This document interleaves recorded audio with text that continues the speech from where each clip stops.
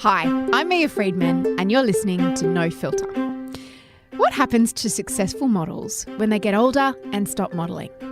What's it like to marry the hottest man in Australia?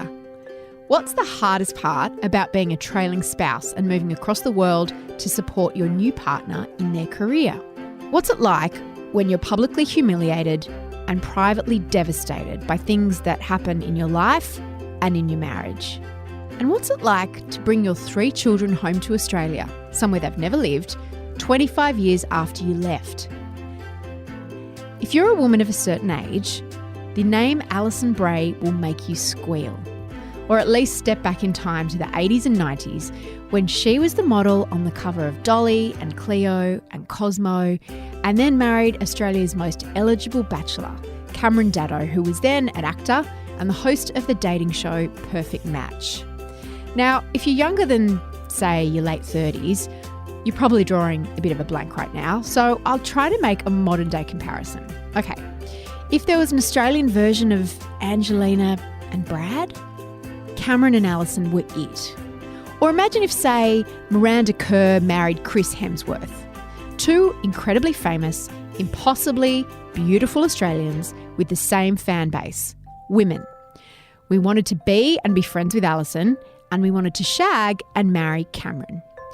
But when they moved to Hollywood for Cameron's career, things got complicated. When I heard that Cameron and Alison were back in Australia, I didn't know who I was more excited to interview, so greedily I asked for both. Alison is first, and in the next few weeks we will run the second part of this Daddo podcast when Cameron comes into the studio. Not to be outdone, this will in fact be a 3-part Daddo series because Cameron's brother Andrew, co-host of our own family podcast This Glorious Mess, has his own extraordinary story to tell.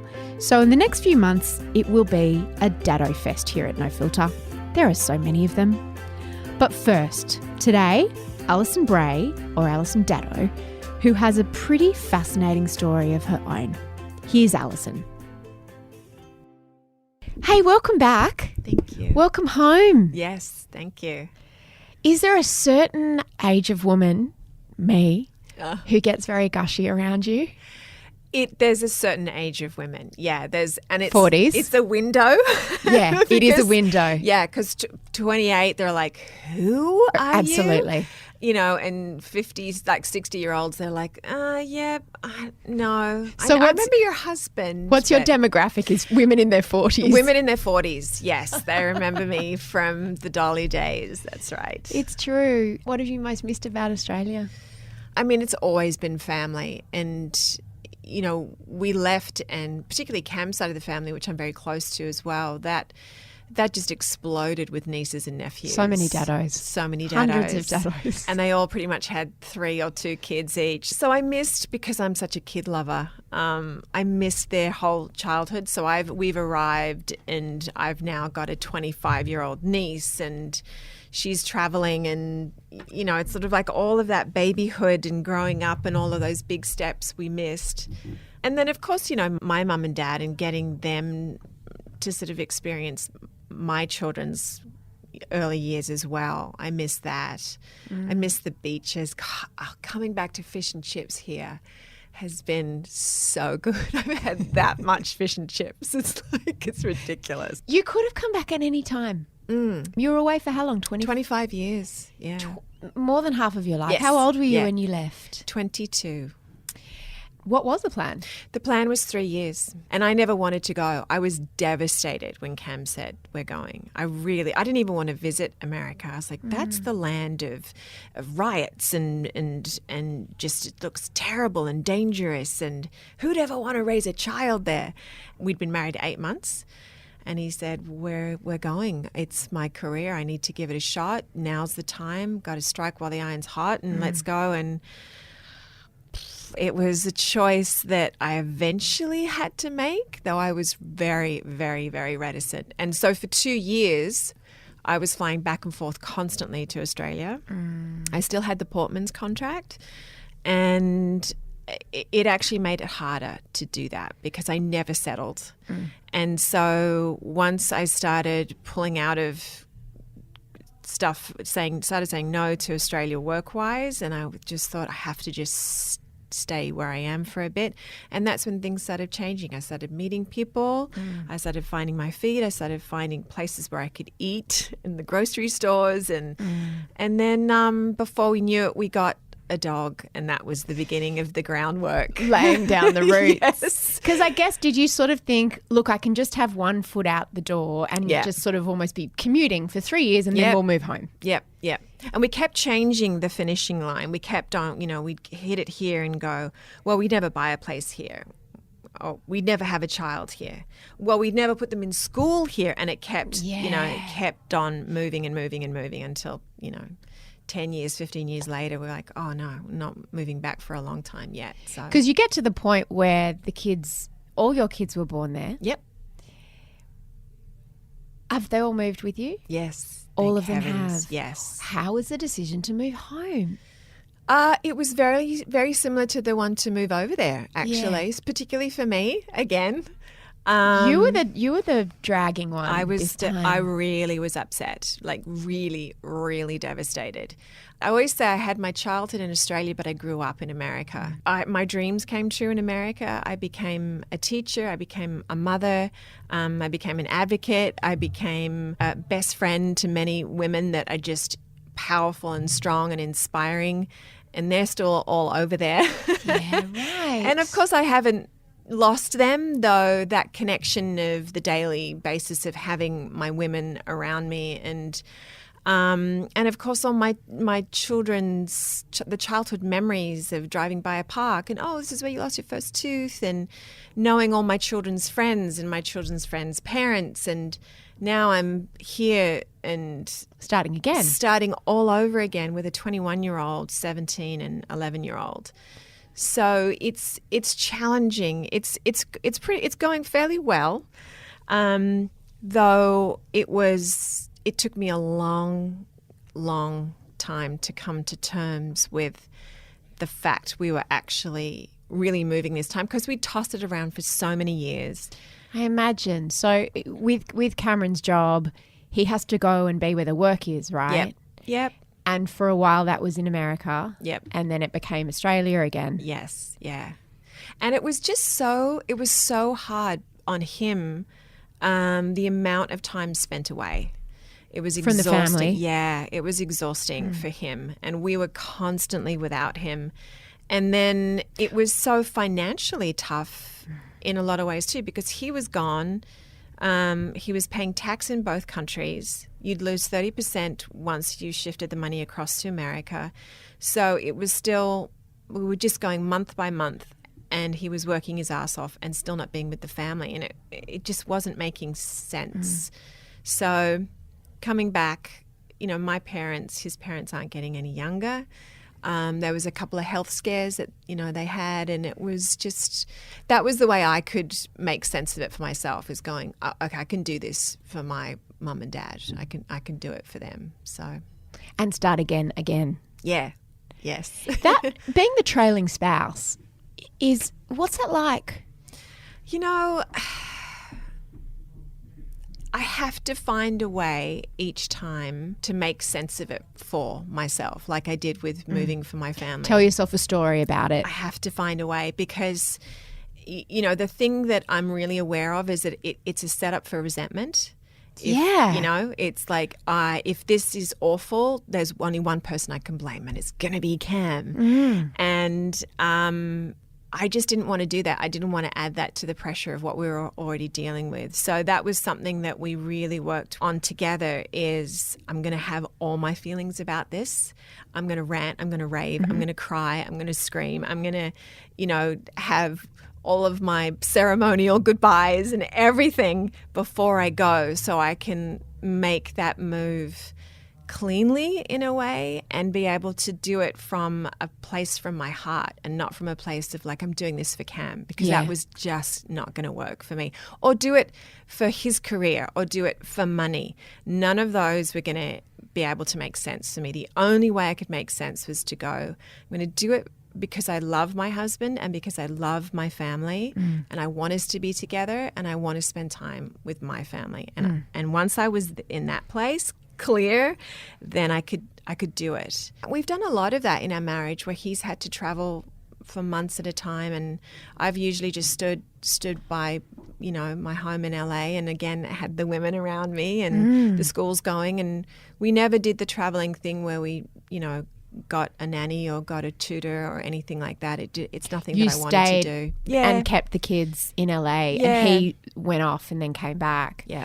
How have you helped your kids do that this time? Well, my little one, she's 11 and she's the most social and incredibly confident. So we knew once we put her into school, within days she was talking about, oh, my friend Darcy and my friend Marigold, and, you know, it was on. It was like, great, okay. While she's still, even 6 months down the track now, she still really misses her friends back in LA. My son threw himself in. He's a teenager, the 17-year-old? 17-year-old. And I was really concerned about him. That's a hard time to move. Right? And going into year 11. So, but he was the one out of all of us that wanted to come here the most. Because that's the other point. He said to me, and you're a mum, you'll understand this, and you have a 17-year-old too, 19. don't you? 19, okay. He said, Mum, I feel like I'm a better person when I'm in Australia. Ooh. So I'm like, okay, I have to go. Wow. Then. You know, when he said that to me before we left, it was like, That's wise. all right, well, we'll give this a run for that, you know, as well.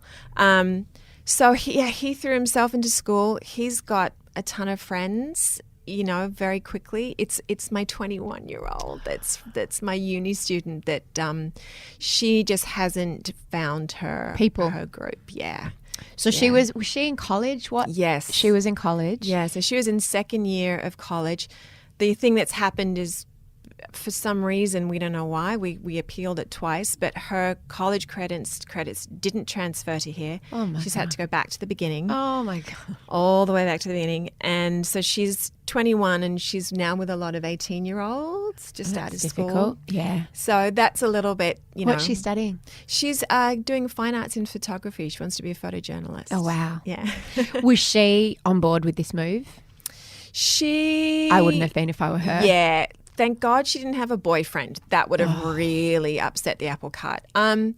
She was ready to give it a whirl. I mean, because all the kids always loved Australia. We come back. We would come back sometimes once a year, sometimes every 2 years. They did, of course, had a really glorified view of Australia. It was because we came back in summer and it was Christmas time. And so they thought Australia was just this land of nirvana. You know, everyone's on holidays. All it's the always time. hot and there's barbecues and parties every night. Lots of prawns. So that's not how it always goes. Welcome to winter. That's right. So this is their first winter. This is not in the brochure, Mum. Yeah, right. What do you mean I can't swim every day and people don't want to see me for barbecues? She will find her way. She took a while, you know, finding a way when she went to high school. It was this similar sort of thing, finding people that she connects with. Yeah. So she's not a drinker at all. That's proving to be a slight issue In here. Australia? Which has been an interesting experience for us. I didn't realise how big a thing it was going to be. In terms for of her. culture. Yeah. One of her friends said, oh, let's go bar hopping. And she's like, awesome. She goes, I don't drink, but I'll go with you. I'll drink water. And, you know. And she went, I don't know if it's going to be any fun for you then. And it was, then they didn't go. And it was really sad because I just thought, it's not what, she doesn't have any issue with anyone who drinks. Like, no problem whatsoever. She's happy to be the designated driver.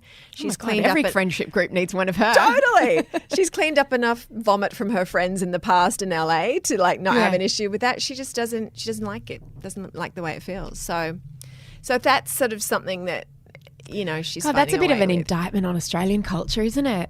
A little bit. Not fitting in because you don't drink. A little bit, yeah. What do they think of your celebrity in Australia? Because I imagine you guys blend in the US. Yes. But in Australia, you're royalty. What's that like for them? Do they think it's funny? Does it make them uncomfortable? They all have their own experience with it. My eldest, she's like me. She's very underwhelmed by celebrity. Yeah, right. Very It's underwhelmed healthy. by it, yeah. You know, the idea of someone taking her photograph because she's the daughter of Cameron Daddo or something is just bizarre and weird and doesn't want it. Yeah, my son is that he seems pretty, he doesn't talk about it much. I think he kind of likes it a little bit. I think it's kind of tickles his fancy a little Yeah. bit. And then my youngest one is all over it. She is all over it. And my Cam went and spoke at her school to the year 12 class about acting. Oh, there would have been a lot of mothers at that. All the mothers come because you've both got the same fan base, women in their 40s essentially. We do. Because I remember reading one comment about, it was like she was who I wanted to be and he is who I wanted to marry. And when they Correct. got together, it was so weird. It And blew it's nothing everyone's that I ever mind. thought about, at the time or even ever after. It's only now I'm reading sort of those sort of things. It's like, really? That was How going people on? felt about you. Oh, it was Yeah. you guys like, you were both so iconic in your own way, and then you getting together, it was like Brad and Angelina. It was like, no, it's too much. I can't actually cope in my little tiny funny. teenage brain. Right. How did you guys meet? We met through, Carlotta. Do you know Carlotta Moy? Yeah, photographer, yeah. Dolly photographer, Dolly and then photographer. Cleo. And she was the fashion editor at the time. Yeah. She was the one that, had a huge part in putting me on all those covers and dressing me. And we became very, very close friends. And I had a crush on Cam, in the usual teenage girl That crush. did not make you the Lone Ranger. Yes, not at all. Not at all. He was And- on Perfect Match at that Perfect stage. Match, He was the host of yes. Perfect Match. Yes. And the thing that I liked about him, and it still stands to this day, is that he was so goofy and kind of, as they would say in America, they'd say a dork there, but I guess we'd say a dag here. Yeah, Dag. I like that in a guy. And I remember one time watching it and somebody made a mistake in what they were saying. And he said, "Oh, it's all right. Don't worry. You're okay. Keep going." And I was like, that's it. He's nice. He's a dag. Okay, I'm going to marry him one day. And then Carlotta, years later was like, yeah, Cameron Daddo was in our office and made some comment about your photograph. And I said, can you get him to come to this party? And it was a friend of mine was having a party at some nightclub and he did come and that was it. We were engaged 2.5 months later. No. How old were you? 21? I 20? was engaged at 20. I would have been married at 21, but the church wasn't available. So 22. And how old was he? He was 26. Older man, but not much. But not much. Just the right amount. Yeah, really. So you're just young. besotted. And you had, Yeah. and then what stage was your career at when you moved? It was at a really good stage. Yeah. It was at a very good stage. I was moving more into TV work. Mm-hmm. I'd done a children's show called Guess What out of Adelaide, which was just delightful. And it was the beginning of like getting to sort of be with the kids because once that came through, I was super excited. I did an episode of Here's Humphrey, which was like my favorite thing ever. And yeah, just things were beginning to. Were you transitioning out of modelling or there was still modelling? There was still but also modelling. TV? Yeah, and just those. And I don't know what would have happened. I look at sort of, people that, like the Sonia Krugers and stuff like that and where their career has gone. And, I don't know what would have happened if I had have stayed. Yeah, it's one of those sliding doors moments. But I didn't really think about the career-wise because career for me was just I knew it wasn't going to be something that I wanted to do forever and it was something that landed in my lap. I didn't search it out. So I kind of just fumbled my way through modelling. Yeah. How were you discovered? It was actually again through Dolly. It was a girl who was the fashion assistant for a little bit. And we were at a party and she said, "Oh, you could model for Dolly."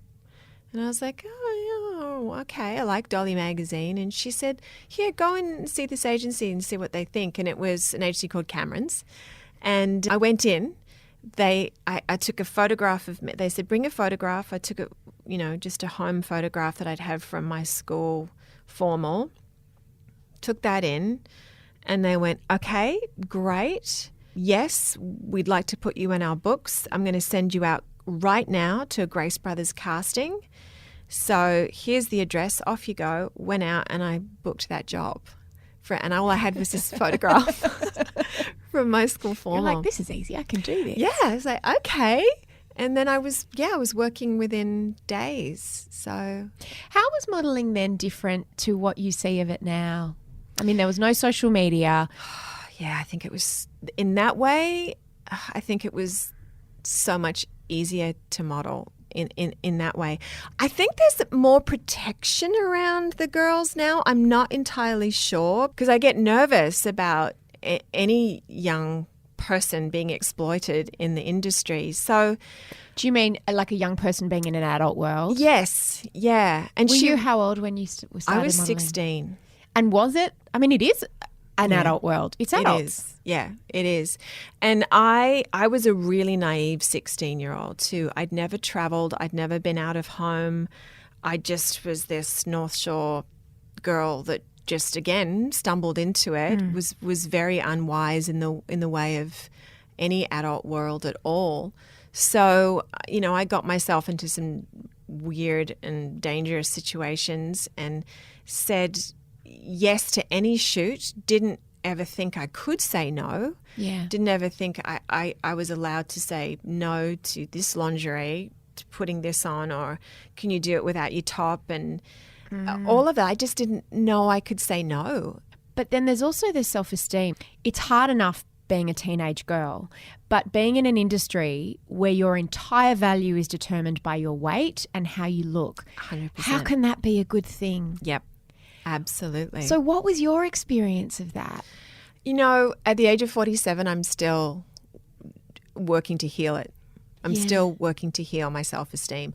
I didn't go into modelling with great self-esteem. I didn't go in thinking I was There aren't a lot of gorgeous. teenage girls who have great Right? self-esteem. Absolutely. Yeah. And this is where at least I didn't have the social media where people get to just tear you apart anyway. And that was the thing that people think that models have great self-esteem and they think they're all, gorgeous and this and that. Though you turn up to shoots and you're, if you've put on weight, if you have a pimple, if you're looking tired, if your hair is crap, if the amount of criticisms that you get is enormous. So it's not all like glitz and glam and how gorgeous and amazing you are, but that was the thing when I got out of it. That was the thing that I loved the most, and beginning to have people say, "Oh, I really like what you said. I really like the advice you gave me. I really think that you're a wonderful person," because nobody cares what your voice is saying. Nobody wants to hear your opinion. They just want you to stand and look pretty. And that can be an incredibly devastating blow to a teenage girl. And how do you come out of that with your self-esteem intact and then go back into the workplace where you're earning $30 an hour, where you were earning $3,000 a day, now go and earn $30 an hour doing something behind a desk? Like, can you make that transition and still be okay with who you are? Yeah. very Without 10 people difficult. saying, "You look great, you look Yeah. great. Can I get you with this? What do you want? You look so great. Yep. Here, put this on. Mm-hmm. Turn this way." Yep. Were you aware at the time that it made you feel bad about yourself? I mean, I don't want to put words into your mouth. Maybe it didn't make you feel bad about yourself. And you were at the top of your game. Right. So I imagine, and this is what, I hadn't met Andrew's daughter, but whenever I talk to anyone about modelling, I'm like, this is an industry based on rejection. Yep. And you never know why you're rejected. Yeah. Because they never tell you. You just go for the job and then you don't get it. Yeah. What stories do you tell yourself about why you don't get jobs? There's so many no's out of very few yeses. You sort of just keep on rolling along and just keep going, okay, well, I guess there's the next one and the next one, and you never know why. You can turn that in on yourself for sure and go, I guess I wasn't this enough or that enough. And sometimes you see the girl that would get the job and you be like, oh yeah, she's taller than me, she had bigger boobs than me, she had a much better body than me. Or, I mean, your comparison it's like just such a thief of your self-esteem and your joy. And, so comparing yourself to anyone is hard in any way, shape or form. you just roll along with the nose, and depending on how sensitive you are, I think it's how you just pick yourself back up. I was fortunate because I got some really big yeses, and I was fortunate in that way to have a career that was like that. Who are your, like, models seem to sort of, there are gangs of them now. Who was it like that? Who were your sort of peers and contemporaries, the girls you would go up against for jobs? But yes. Were you all friends? How did it work? I wasn't really close. Well, I mean, I was close enough to models that, when we turn up on the same job or same casting, it was enough to be able to sit and chat, and that was really nice. And when I traveled to Japan twice and worked over there for 2 months each time, and you got close to models then and hung out socially. There was Tonya Bird. Yeah. She was around. She's beautiful looking girl. Amazing. Oh. And also naughty. Yeah. Like she would just, you were like if you would compare the two of you, you were sort of the good girl and she was always like the vixen. And right, absolutely. Yeah, the sex pot. Yeah, I worked as a waitress and she would come in to the restaurant where I worked with like some much older guy who drove a Ferrari. Yes. She was like that. I think she's married a prince or something, hasn't she? Yeah. Sometimes I get obsessed and I go and like Google her and just see what happened to her. But she lives quite a quiet life. Yeah, she went very underground. Yeah. And I mean, I never felt like I was at the level of Elle Macpherson. She was always a whole other level above me, because I never was on the cover of Vogue or Harper's Bazaar. I never hit that level. It was the Cleo, Cosmo and Dolly. That's where I sat, So I always thought you were accessible. I'd never made that top supermodel level in my mind. So, and the Rachel Hunter was, who's gorgeous, and so she was doing it then. And again, she was the Vogue and that sort of area. There was a girl called Annalise. Yes, Annalise Schubert. Yeah. She's around. She lives in Sydney still. Okay. I think she's got kids now. She worked very high end for a while. Yeah. And did sort of. But you were the one who everyone wanted to be, because you were like the Lisa Wilkinson of models. You were. I mean, I wanted to be Lisa, but I also wanted to be you, in that you were approachable and you seemed real. Good. Yeah. How do you age as a model? When you've been defined literally and earned a living from how you look? Yeah. How do you get older? Yeah. It's a very good question. I mean, I'm looking at you and you are just exquisite, but you are not pulled and like you look like Alison Brahe but 47. Right. And I find that I have such affection for women now who have not had visible work. It sounds I don't want to sound condescending affection, but it's kind of like, oh yeah. Like, I find they're so much more beautiful to me. Yeah. How do you do it? Yeah. There's a really famous quote that I can't remember. It's Janice Dickinson talks about it. It's a quote about there's nothing uglier than a beautiful woman's ego when she begins to age. Oh, yeah. And it's something that I actually, in LA, I really didn't think about it.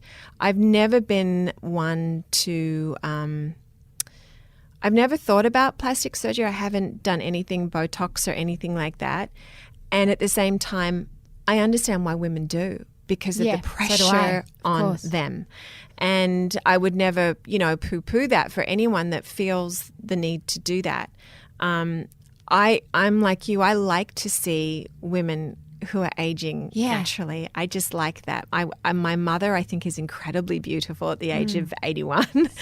And I see her laugh lines. I see her life on her face, and I like that.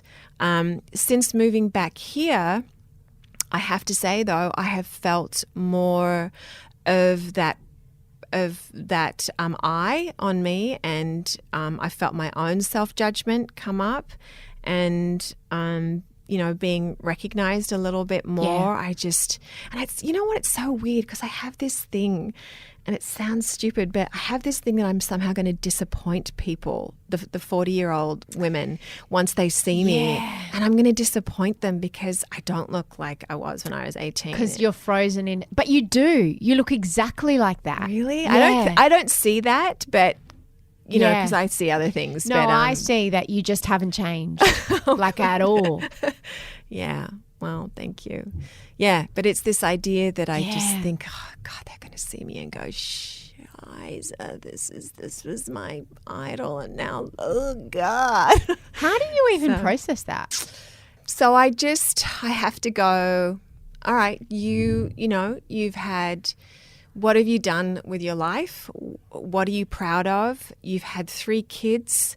You know, this is why your body looks the way it does. You know, you've worn your life. You've lived through many a thing, and it's not about what anyone else thinks about how you look. If I can look in the mirror and just be happy with who I am as a person, and go, you know what? It's the beautiful heart that shines through in everyone, and that's what I love, and that's what I the way I view other women is the beauty of who they are and what they do. So it's like, why would I choose to view myself like that? If only we could treat ourselves with the kindness that we treat our friends and other women. Absolutely. And I don't succeed at that all the time by any means, though. There are, if I can just remind myself that, and I've got a husband who loves me and tells me I'm beautiful, and my kids think I'm beautiful, and it's like, okay, that's good.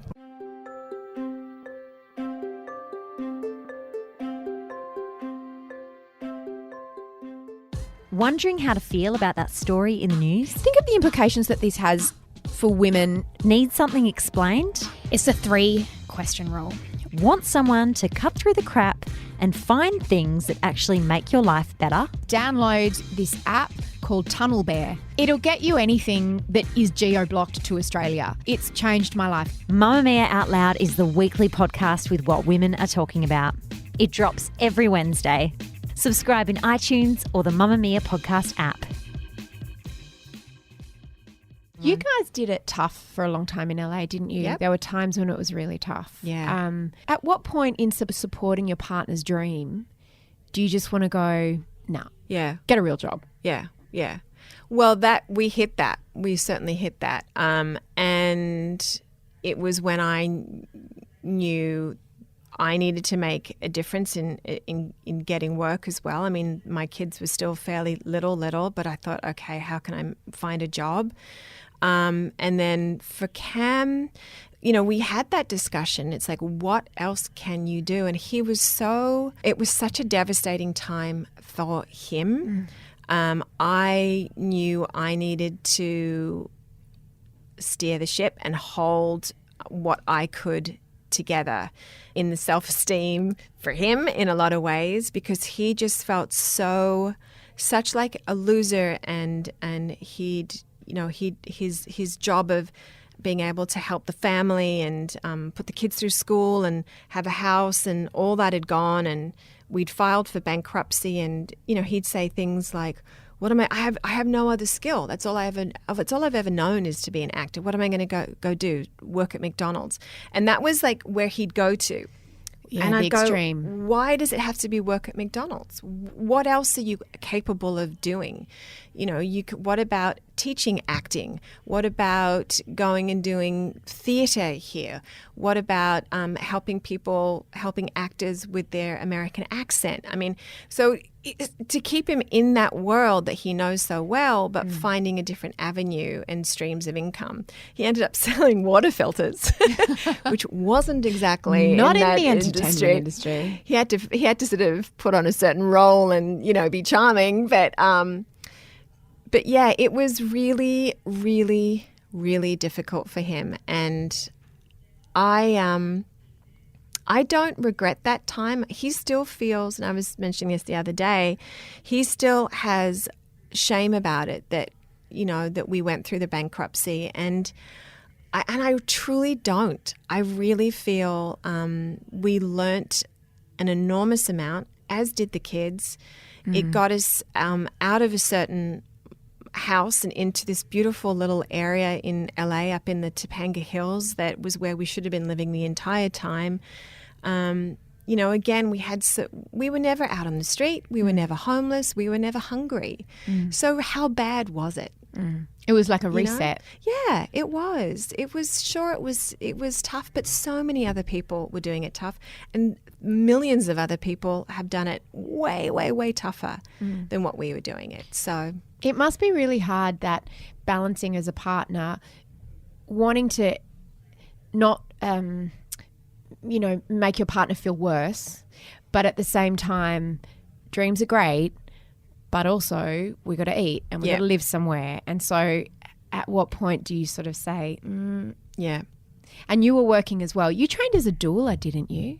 Yeah, I did. Not exactly like as in I didn't get a doula because there's an actual license for doula. I worked with one lady who's one of my best friends and now Lotus's godmother. She had a pregnancy program, and when I was pregnant with Lotus, which was just the biggest dream come true for me. I'd wanted to be a mum since I was 5. The thing I spoke to her about, because I went to see her as a therapist, and I said, why does everyone want to tell me the horror stories about pregnancy? Why does everyone say your life is going to change but not for the better? And why is it, what happened to it being about this incredible experience and how wonderful it can be? And she said, exactly, I want you to come work for me. So that's where I began working with her and working with couples before they, as they got closer to giving birth, and then during the labor and delivery. So I was often working alongside the doula because I didn't have any medical background. Mine was completely emotional support.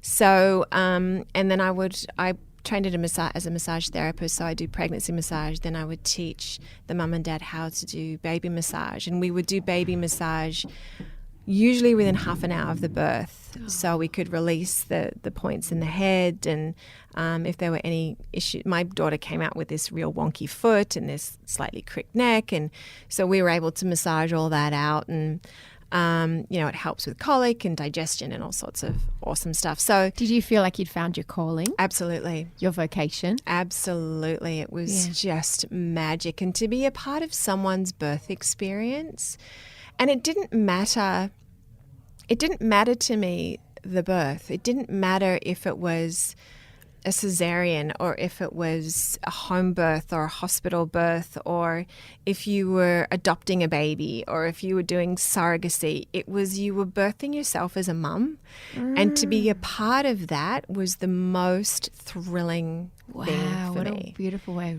to put it. It was very, very exciting. Do you still do that? Do you still work in that field? Well, the thing about it, over there, it was word of mouth. So I don't have that here. That's part of the thing that I left behind. The so you did that gone. For years? Yeah.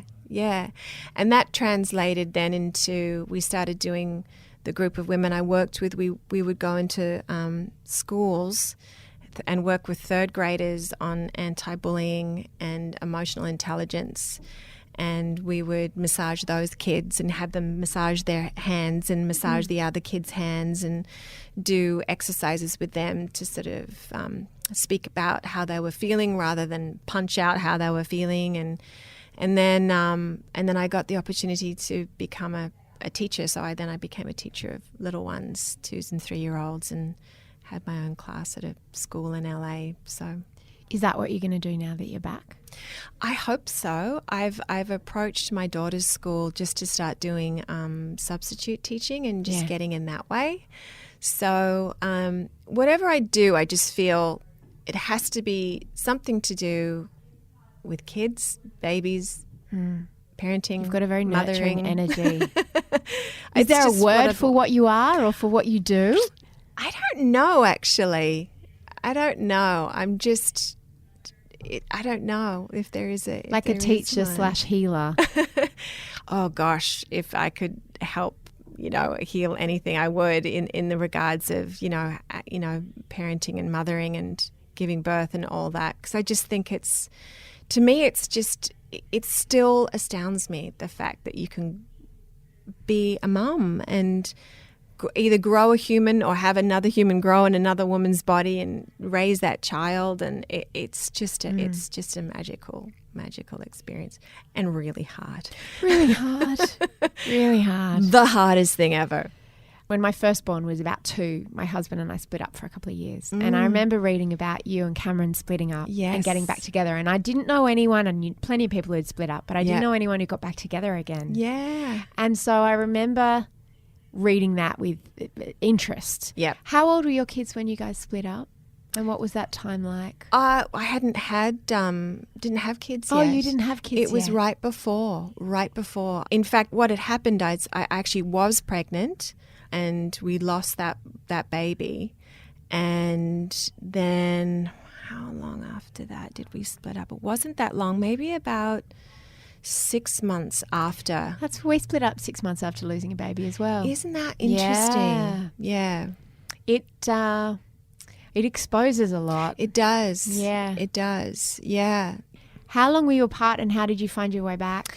We were apart for a year, and we found our way back through therapy. Yeah. And so grateful that we both went to the same therapist. So did we. Yeah. See, you're so smart. We did separately, but Yes, to the same exactly. therapist. Separately is key. Yes. Because we weren't going to the therapist to get back together. Right. We were going to understand ourselves and how we'd contributed to our marriage falling apart, absolutely. and to process losing the baby and all of that kind of stuff. Yep. Beautiful. Exactly Yeah, the same thing. right. So it was a breakup that, not surprisingly, happened at all. And but there was something, there was something always that I knew about Cam, whether you believe in past lives or twin souls or soulmates or whatever, that I was always in love with him. No matter what he did, the love was unshakable. I never felt like I just didn't care. I either hated him but I still loved him at the same time. And we started working with the therapist, and it can only happen if the two of you are doing it. It really can, because otherwise, if I had have just been doing it and Cam didn't do the work on himself, it never would have survived. And I wasn't willing to stay in the marriage unless he was going to do the work, what he needed to do as well. And I'm utterly and beside myself grateful that we stayed, because our marriage now is so lovely and so kind and so thoughtful, and we can talk about those times and learn what we learned and look back on the kids that we were, because we were so young and 24 and 28. That was years amazing old. that you both had the presence of mind to do that, because the easiest thing, you didn't have kids together. No. You didn't have a very established life together in LA. You could have so easily walked away. Yeah, truly.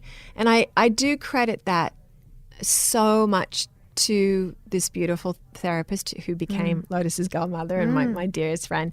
I do credit her enormously, and ourselves, because you have to do the work. Someone can hand you the tools, but if you don't pick them up and use them, it doesn't mean anything. And keep using them. What's life like now that you're back? How long have you been back? We've been back about 6 months, a little over 6 months. It's just, things have just started turning a corner, I feel like it's more settled now. The first 4 months, I just thought, oh God, I don't know if I can do this. And I was crying a ton, and then working how to support, the kids who were struggling at times. And then what should I do? And at the same time, there was my mum and dad just so excited and so happy to have me there. And I I didn't want to turn to them and say, "Boy, I hate it," because I don't want them to take it personally, you know. And Cameron was away, right? He's away. He's touring at the moment. He's touring. Well, he's at it. Yeah, he's doing a play in Melbourne called The Haunting, but it's just about to wind up. He's only got one more week left. So yeah, when he left, I'm like, oh my God, now I'm on my own with all this. But it's pushed me to do things socially that I'd never done before, and I feel really kind of empowered by that in a lot of ways. I was sort of a bit of a hermit living up in the hills of LA and just seeing the same girlfriends, and you know, I had a very, very boring routine. And now that I'm sort of here, it's pushing me to meet new people, because otherwise I can't do that. It's just going to drive me crazy. So I'm more social than I ever have been. I'm saying yes to a lot more things than I ever have been saying yes to, and seeing my family a lot and showing the kids bits of Sydney. And now we're planning, you know, where are we going to go camping in the summer? And the camping's so good in Australia. And so we're starting to really get into the excitement more, I feel, about being here and what the possibilities of what that could mean for us. Yeah, it's good. I'm so glad you're back. Thank you. You should know how much affection and admiration you're viewed with in Australia, and not just the opposite of disappointing. You're just absolutely delightful. Oh, thank you. So welcome home. Thank you so much. Thank you. Thanks for listening to No Filter. I was so excited to meet Alison, and just her beautiful face. So you're going to want to know what I need to paint a bit of a picture for you. She came in totally underdressed, not a skerrick of makeup, hair just like. She always had that amazing long hair, kind of straight. Now it's still down well past her shoulders, so it's still long and it's still kind of blonde, but it was sort of all just frizzy, like she just washed it, like, you know, anyone's hair looks like after they've just washed it.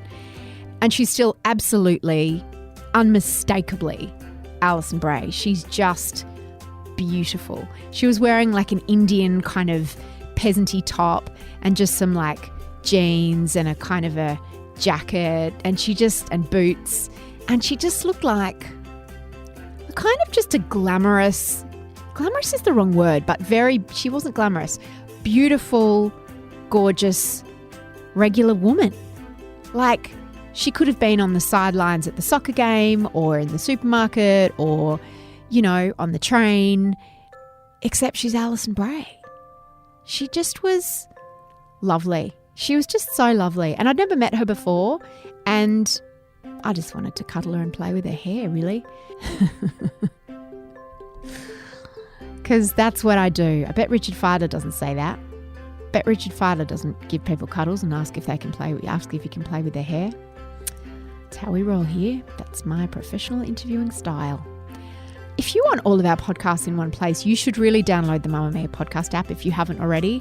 And if you have, download it on someone else's phone. Let me tell you about some of the other podcasts you'll find on the Mamma Mia podcast app, or that you can subscribe to. I'll start with my own. So I co-host Mamma Mia Out Loud, which is our weekly What Women Are Talking About kind of podcast with Monique, Bowley and Jessie Stevens. The basic premise for that is a woman in her 20s, 30s and 40s talking about what's going on for women in the world that week. Then there's another podcast that we've just started called Tell Me It's Going to Be Okay. If you share my obsession with American politics and Trump, my girlfriend Amelia Lester is in Washington, and she's Aussie, but she's lived in America for most of her adult life, and she's just married an American, and she's a journo, and she and I just call each other every week or two and say, tell me it's going to be okay, and talk about what's happened in the week in Trump. And then we talk about some of the things that we're using to distract ourselves, you know, the books or the TV shows or the good things we've read. So you can subscribe to that. But also there are great podcasts I'm not on, like The Binge. Oh my God, it's our TV podcast. I absolutely love The Binge. That's Laura Brodnick hosts that one. And she's done a special. If you've watched Orange is the New Black and you just, like I did, after you've finished, you just need to go and listen to someone talking about it, because you know, when you finish these TV shows, you can't talk to anyone about it because probably nobody's at the same episode as you or they haven't watched it yet. So go and listen to the special episode about Orange is the New Black, or just subscribe to The Binge, because every week they just talk about the week in TV and the week in live streaming and, you know, what shows to watch, what shows not to bother with. And the other podcast that I'm going to recommend is This Glorious Mess, the one that Andrew Daddo and Holly Wainwright co-host. My children are obsessed with that, particularly my daughter who's 11.